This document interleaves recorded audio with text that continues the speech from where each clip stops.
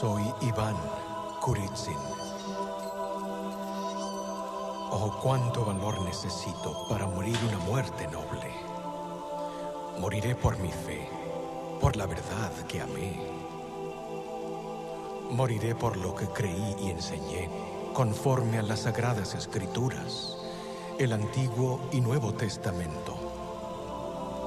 Moriré por haber observado el séptimo día de la semana como el santo sábado de Dios.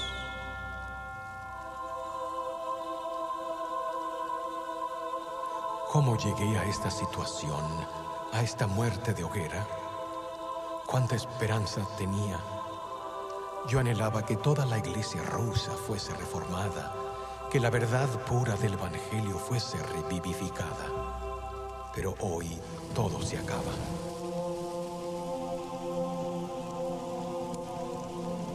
Ahí está Iván III. No podía perderse esto. Antes era nuestro amigo. ¿Qué estará pensando hoy? Allí veo a Elena y a Dmitri, los subotniks, o guardadores del sábado como yo, la propia nuera del zar y su nieto. ¿Qué será de ellos? ¿Los quemarán también?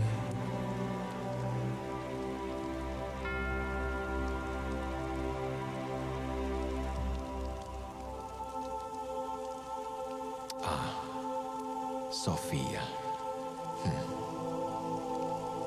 Hoy se sentirá feliz. Se nos opuso desde el mismo principio.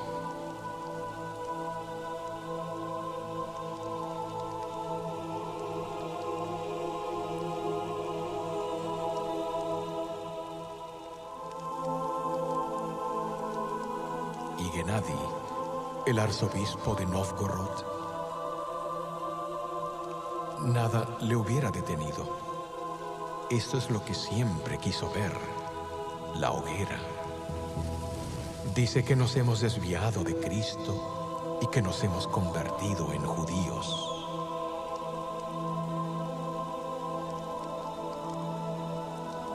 Pero yo soy cristiano y muero hoy por amor a Cristo y a su palabra.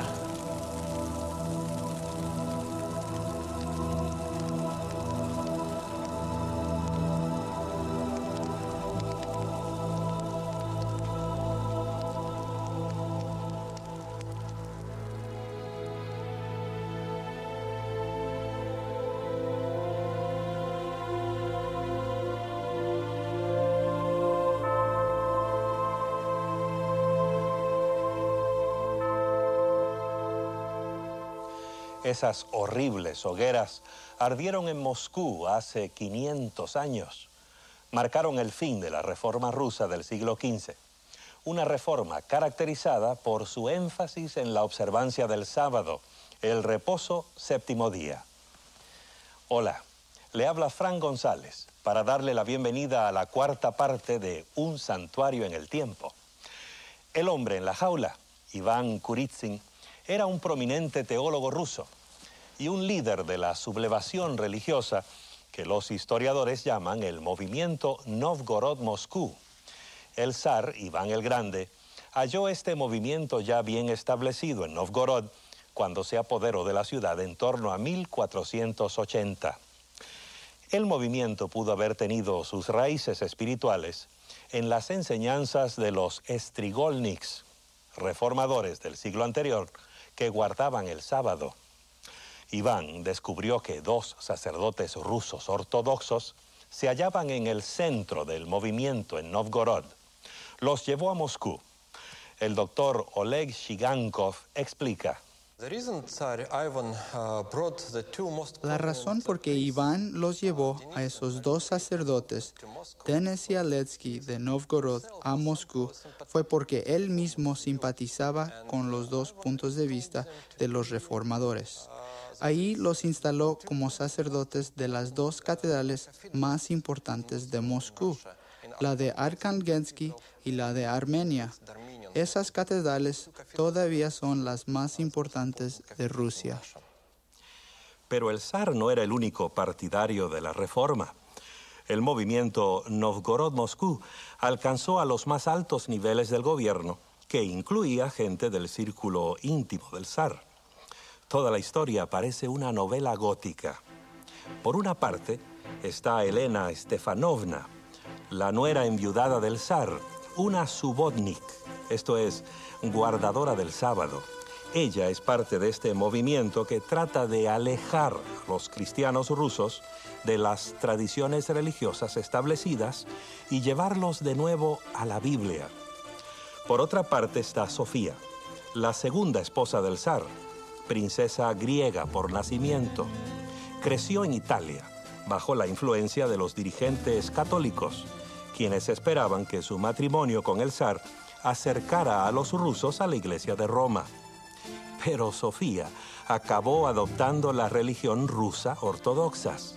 Así el zar Iván se vio atrapado entre estas dos mujeres, ambas con gran influencia sobre él y su corte, pero las dos en lados opuestos en la controversia religiosa. Pero la trama se complica más. Al hijo de Elena, Dmitri, el nieto de Iván, le toca ser el próximo zar.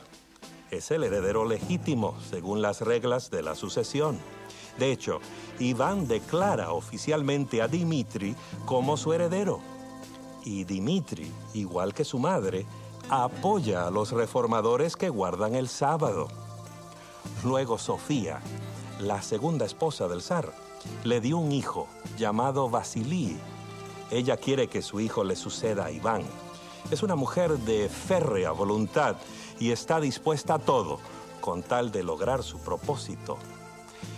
El aliado más poderoso de Sofía es Gennady, el arzobispo ortodoxo de Novgorod.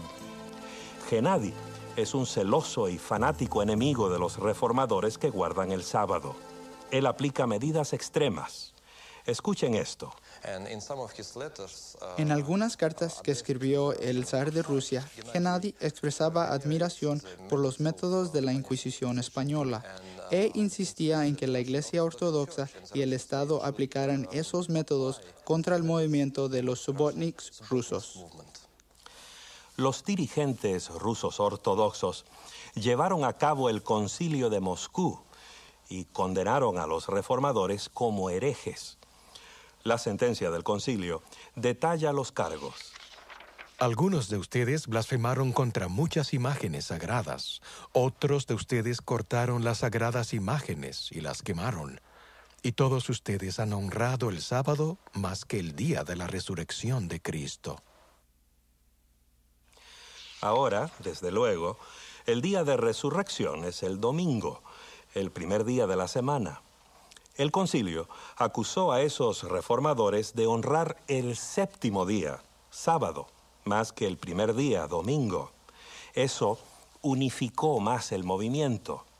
El concilio de Moscú marcó el fin para el movimiento de Novgorod-Moscú, el cual acabó en las llamas de la Plaza Roja. A Elena Stefanovna y a su hijo Dmitri se les retiró la protección. No se sabe cuál fue su suerte. El zar Iván III murió y el hijo de Sofía, llamado Vasily, reinó en lugar de él, tal como su madre quería.